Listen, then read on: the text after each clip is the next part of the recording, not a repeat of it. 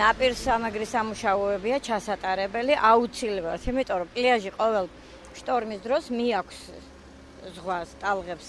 ყველას დაღობილი აქვს ზღვაი და ზაბორები მისთან გაკეთებულია, თავისთავად უკვე შრის ეს ქვიშა აქანი და ტალღა რო ურტყამს და მოთხრის და მიაქვს.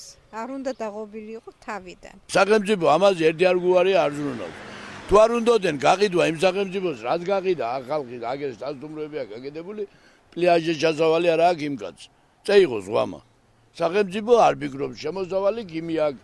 დაღეგესაც აღდიებს იმ კაცს და ყველაფერ ბულს. პრეზიდენტის სახელზე იყო დაწერილი განცხადება, რომ ინგრევა სანაპირო და დაგვეხმარეთო, მოაწერა სოფელმა ხელი და გააგზავნეს. ვიღაცას ხო უნდა მომემართა.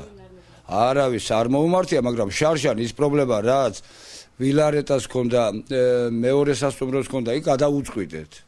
ოპერატიულად და წელსაც უნდა მომემართათ ახლა.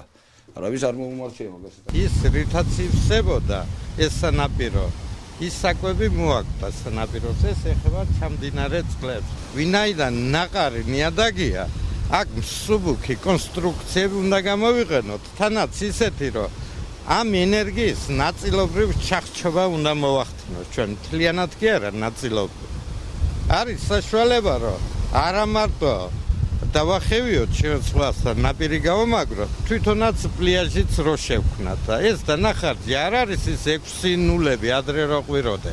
არის ისეთი ტექნოლოგიები, ტაივანის ტექნოლოგია, რომელიც ამის საშუალებას გვაძლევს ჩვენ.